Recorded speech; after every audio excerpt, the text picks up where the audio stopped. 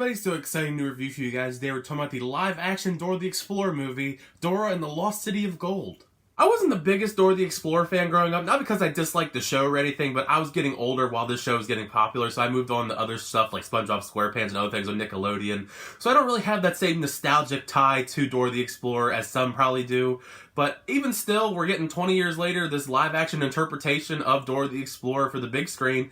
And some of the promotional material actually looked pretty interesting. It kind of seemed like a young Tomb Raider, Uncharted kind of vibes. And of course, it's more kid-oriented. I figured maybe it could still be fun, but I wasn't completely sold going into this film about it. The plot is sort of a hodgepodge of things we've seen before in the genre because it's about Dora who lives in the jungle with her parents, and she goes to America to go to high school with her cousin Diego. Her parents go missing, so her and her friends go on this adventure through the jungle to save them and also find the lost city of gold. So it's kind of like part a fish out of water story, and the other part is an adventure in the style of Indiana Jones, just not as elaborate or interesting. Now, I'm fully aware I'm not the target demographic for a film like this because I'm not a kid, but there are some things that adults can enjoy, especially ones who are fans of the show. I think some of the funniest aspects of this film actually are the times where Dora actually plays into the jokes from the TV show, where she breaks the fourth wall and asks the audience questions, because they do that in the film, and it doesn't translate as well to live action just because of how silly it is, but the characters in the actual scenes know that she's doing it and they think it's weird as well.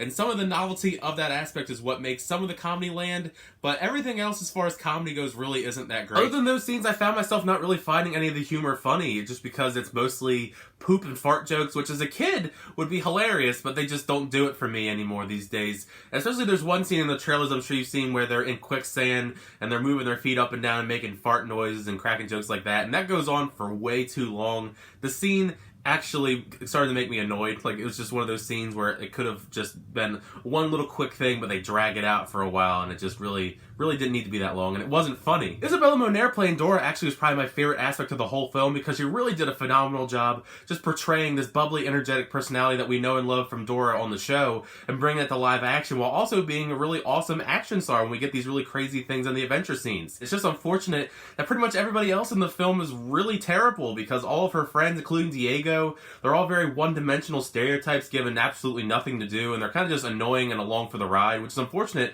because they're probably the biggest amount of screen time other than her. Because you have this stacked cast primarily made up of really well-known Hispanic actors, because you got Michael Pena and Eva Longoria as Dora's parents, and you got Eugenio Derbez as a character in the film, and you also have Benicio del Toro doing the voice for Swiper, and Boots is the voiced by Danny Trejo of all people. So you got all this amazing talent on your squad, and you're really not giving most of them anything to do throughout the runtime, which is really unfortunate and just feels like such a waste. I am really glad that they did include Swiper and Boots into the film because they are essential characters in Dora the Explorer.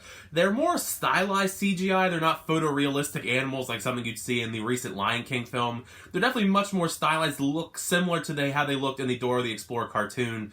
And I think that actually benefits in a way because, of course, the CGI isn't the best, I would say, for this film because it's not a Avengers film where they have a massive budget. It's a Nickelodeon movie. So they did their best to keep them stylized and make them look as close to their cartoon counterparts as they could. And I think it benefited from that. It's not always phenomenal CGI, but it's okay. It's passable. What did really impress me going in that I wasn't expecting is how really nice these lavish sets for these temples in the jungle were. And some of the cinematography that you see throughout the film really actually makes them look really great. I was really not expecting that from this Dora the Explorer movie. Although, it was cool that they did add some kind of trap elements, but it did get kind of annoying that they pretty much solved every single puzzle and trap in less than 10 seconds. I mean, I get it's a kid's film, but there was pretty much no stakes, no sense of danger throughout the entire runtime.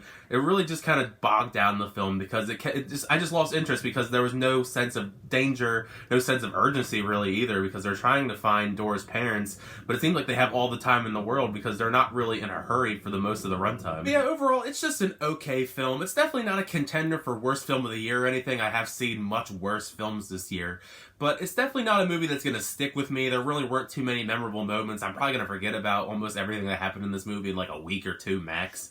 I wish that there was more adventure in this. There was much more interesting storyline, but I'm not the target demographic for this film. I'm sure if you have kids, I'm sure kids are going to enjoy this in some regard, but there are definitely much better films I'd recommend to them other than this adventure film. But, you know, it's Dora the Explorer. It's what you expect, I guess, but overall, it's just okay.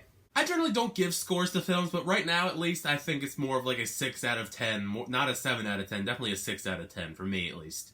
But those are just my quick thoughts on Dora and the Lost City of Gold. Let me know in the comment section down below, what did you think of the film when you see it? Did you like it? Did you not like it? Would you like to see another Dora the Explorer movie? Because this film kind of leaves it open in the air if they maybe would make a sequel. I don't know if I'd really want a sequel to this. Maybe like on TV, because I don't think this needs another live-action big budget film, to be honest. Thank you so much for checking my little review for Dora and the Lost City of Gold. If you enjoyed it, make sure you give it a like. Hit that subscribe button if you want to keep it up with my reviews, channel reactions, unboxings, and more. But until next time, I'll see you guys later.